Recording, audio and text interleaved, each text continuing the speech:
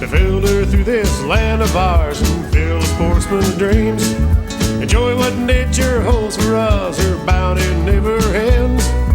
Getting back to basics with the practical sportsman. It's always an adventure, no matter where we go. From a favorite hunting spot to the hottest fishing hole. Outdoor life we all can share with family and friends. We'll do it all together with a practical sportsman. We'll do it all together with a practical sportsman. Hi there, come on in. It is Thursday night, September 12th, the year 2002. We just passed by September 11th. And it has really been something, not only this past week with everything in the news, but this past year. We have no idea from day to day when there's any kind of tape delay here what's gone on. But Zach, in this program, I am going to tackle the subject of terrorism and how you can learn things in the outdoors to actually make you less fearful and better prepared to handle yourself in any situation. I mean, that's what the outdoors is all about.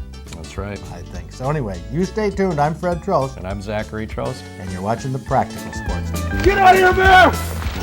Last year, Outdoors Club member Tom Walters sent me a hair-raising videotape of his encounter with a black bear in the Canadian wilderness. Get away, bear! Go on! Go on, bear! Why did that black bear come towards Tom Walter instead of running away? Was it methodically stalking Tom to kill and eat? In the next 9 minutes, you'll be able to answer this question for yourself.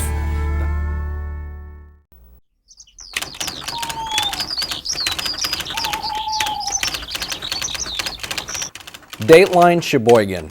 While total eradication of the sea lampreys seems unlikely, the U.S. Fish and Wildlife Service says that the number of lamprey they caught in the traps this year was lower than average.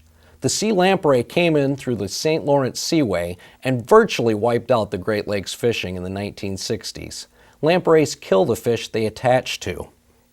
Using chemical lampricides in the rivers, sterilizing male lampreys, putting in low dams as roadblocks, stretching electric barriers across streams, and other tactics have turned the tide against the lamprey that's threatened Great Lakes fish for over 50 years.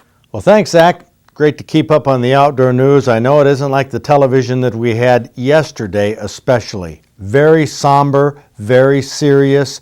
A lot of people have been afraid of what's been happening in the world and happening with terrorism.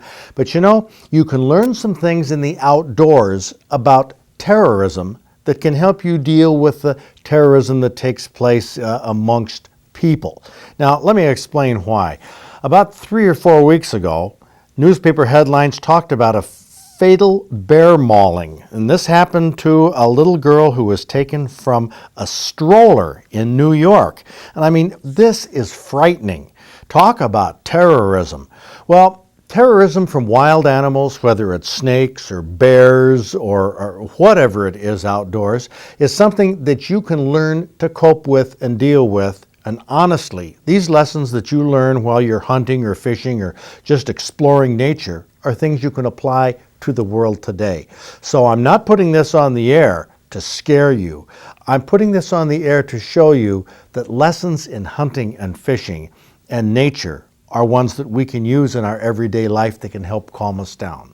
So let's go back to a bear story that happened, 12, 14 years ago, where a fellow encountered a bear that was truly a terrorizing day for him.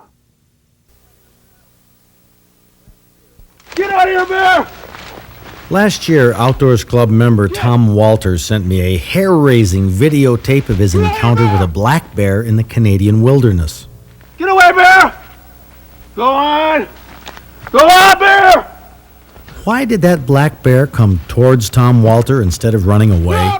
Was it methodically stalking Tom to kill and eat? In the next 9 minutes, you'll be able to answer this question for yourself. Dr. Stephen Herrero, professor of biology at the University of Calgary, wrote a book called Bear Attacks, Their Causes and Avoidance, where he describes many bear attacks and analyzes the differences between black bears versus grizzlies when they encounter humans. Grizzly attacks are few and far between, but when they happen, they're usually brutal. National Park data between 1872 and 1980, that's 108 years, shows 111 grizzly incidents, resulting in 130 injuries. Most grizzly injuries were serious and required hospitalization for more than 24 hours. Black bear data wasn't kept until 1960, but in a 20-year period to 1980, over 500 people were injured by black bears in national parks. Most black bear injuries were minor, though, and required less than 24 hours of hospitalization.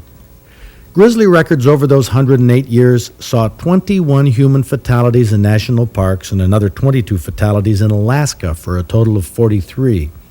But since 1900, Arrero could only find records of 23 human fatalities from black bears, despite the fact there were thousands and thousands of injuries from black bears during the past century. Arrero found that when a human surprises a grizzly bear, it may attack for one of three reasons.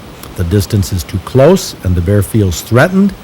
The bear is guarding food, which may be a recent kill, and the human rarely knows the food cache is there. Or a mother grizzly is defending her cubs. Most of the time, though, a grizzly will back away even when it's surprised. Wild black bears are even more timid. They virtually always run when surprised by a human. Most injuries by black bear occur in campgrounds or parks where the bears are accustomed to humans and are looking for food. These semi-tame bears are the dangerous ones.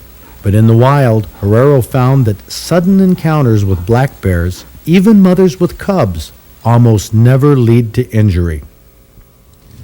Researchers who have trapped hundreds of black bear cubs have rarely been threatened by mother bears. Researcher Lynn Rogers captured cubs 18 times when the mother black bear was present, and he said, "None of the mothers made contact with us even when we held their cubs and the cubs bawled. The mothers typically stayed in the brush cover and huffed." Well, this should put your mind at ease when you're in black bear country.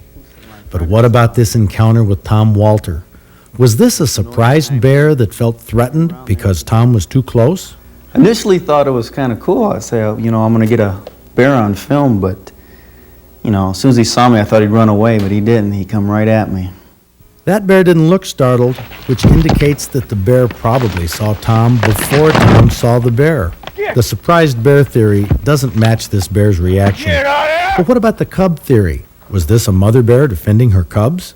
There was no cubs around, although the pilot that flew us in thought that there might be, the way the bear reacted, but I never saw any other cubs or any other bears. Females with cubs typically take off after a few seconds, but the fact that this bear hung around for 15 or 20 minutes was a clear indication that it was not a female defending her cubs. So what about the dump bear theory, that this bear was looking for food or defending a food cache? Tom said this was a remote Canadian lake, there were no dumps around, and no evidence that this bear had any previous contact with humans. So what are the chances that this black bear was stalking Tom Walter as food? That it was a predatory black bear, thought that it could kill and eat Tom? Dr. Arrero's book analyzes the 43 recorded grizzly bear deaths and concluded that only 3 of these grizzly attacks were motivated by a desire to eat the human. But black bears, on the other hand, have a different track record. According to Arrero, predation appeared to be the motive for 18 of the 20 black bear-inflicted deaths. In these incidents, the bears treated the people as prey. 14 of the fatal attacks took place during the day. This, too, contrasts with incidents of grizzly bear predation, which typically occurred at night. Let's review Tom Walter's story and compare it to Stephen Arrero's research. I was trying to film a moose, but a beaver was out there splashing around. When I heard the noise, I thought it might be a beaver coming down the hill. So I flicked on my camera and turned around, and there he was. He was about 20 yards away from me, and he didn't run. He came right at me. Get out of here, bear! Get out of here, bear! Arrero says, the most dangerous black bear appears to be one that attacks a person who has been hiking, walking, berry picking, fishing, or playing during the day in a rural or remote area. The bear's motivation in this unlikely event most often appears to be predation. So at the close range, was the bear growling or anything? What I remember the most is his eyes. He had a real, he'd kind of look at you sideways, and he had that look in his face like, I'm going to get you, you know. But he never growled, and he never saw his fur stick up or anything like that. Never saw his teeth? Never saw his teeth. Herrero. Warning signals of aggressive intent by black bears have seldom been reported to precede cases of apparent predation. Well, I wasn't really attacked per se. The bear was kind of pushing me around the woods a little bit. A typical predation scenario might involve the bear slowly approaching a person during the day, perhaps partly circling, and then rushing towards the person, trying to knock the intended prey down and inflicting injuries with jaws or paws and claws. Heavy objects such as axes, stout pieces of wood, or rocks are possible weapons. They can be used to hit the bear on the head with the hope of stunning it and causing it to leave.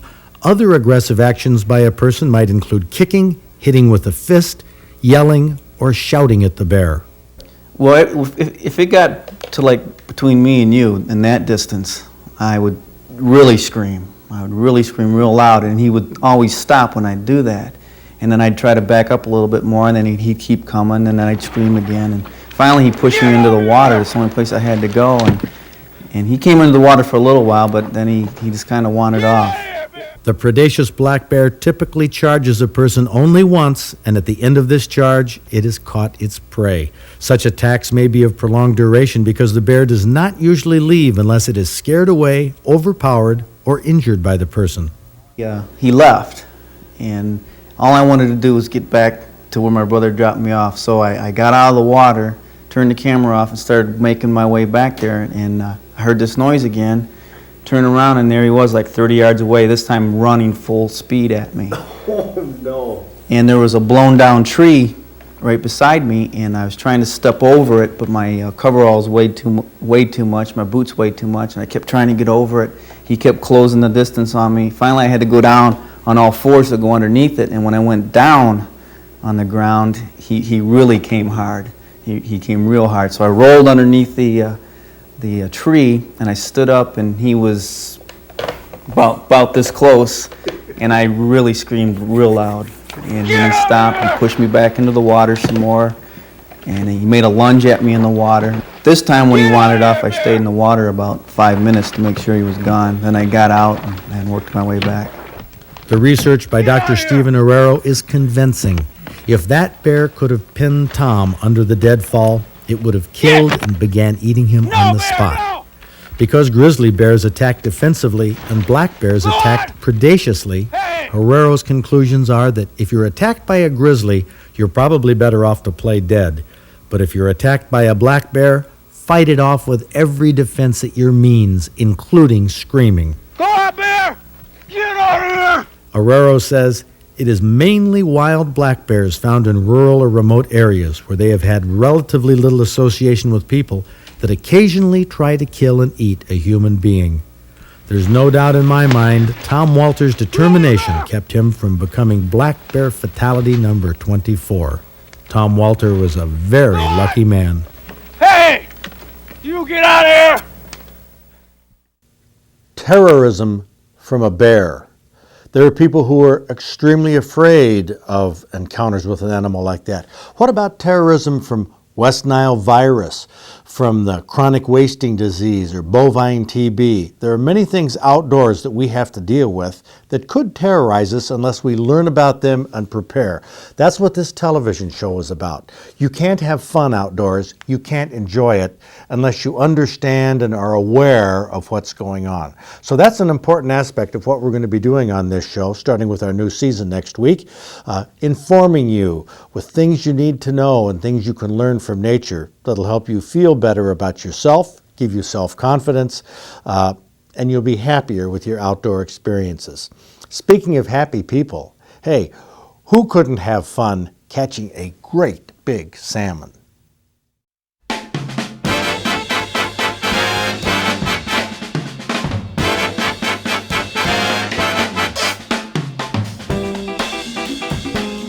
Brian Bentley from Fenton got this king salmon the end of the second week in September from Betsy River. We had another big one come from the Betsy. I saw that one. Yeah, in fact, It came 2 days before mine, I think. Wow. This one was 42 inches long. Any idea how much it weighed? Well, I weighed it on a scale. The fellow that netted it for me had a digital scale, and he weighed mine at 34 pounds, 33 and change, and we took off for the net. So Now, the guy who netted it, we've heard a couple stories here. People say the guy who netted it. I don't know. Who the is this guy? I don't know him. He's just a phantom He just- netter who. I had the fish. I had the fish worn out, and I couldn't drag it to the bank.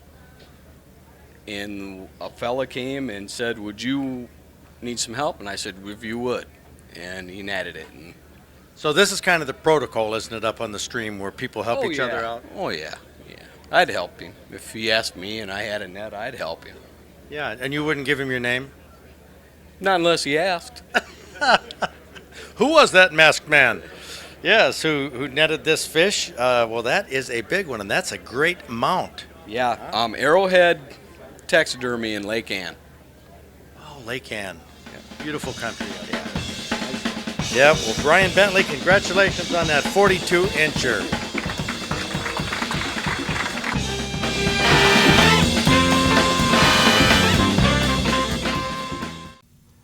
Really amazing how the heat is affecting fishing at the end of the summer. Oh, it just bad reports. I mean, I wouldn't have expected that it would have had that big of an effect, although if we go back to this spring, when it was so cold, it held things up. Yeah, well, stuff just hasn't had any chance to cool down. We've just had heat.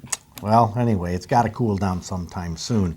Zach, next week we start our new TV season, what I consider to be the TV season here in the third week in September. And we're going to have some elements of the show, some of them you're going to be doing that I haven't done before or haven't done in the way that we're going to be doing them. A lot of short elements, a lot of information. Hope it'll be entertaining. But you know the one thing that we have starting this TV season that we didn't have last TV season? You always get me on this. What? You. Oh. That's right, father and son, Zachary and Fred Trost co-hosting the show. So I think we're going to have a great show for you next week. And this season, we're going to lighten things up looking for the fun in the outdoors. So that's what you can look forward to. How about that, Zach? How about it? Hey, we're going to start next week, so hope to see you then. Hi there, I'm Fred Trost, and I know I've changed my looks over the years. I've also changed the TV show every fall to keep up with the changing times. This week we launch a new season of The Practical Sportsman, and the theme is, Where's the Fun? Too many people have gotten way too serious about competition and technology and lost grip on how to have fun outdoors. The fun is in those old traditional values and attitudes that sportsmen had 50 years ago. Join Zachary and me for an attitude adjustment this week on the new Practical Sportsman. So I flicked on my camera and turned around, and there he was. He's about 20 yards away from me, and he didn't run, he came right at me. Get out of here, bear! Get out of here, bear! Herrero says, the most dangerous black bear appears to be one that attacks a person who has been hiking, walking, berry picking, fishing, or playing during the day in a rural or remote area. The bear's motivation in this unlikely event most often appears to be predation.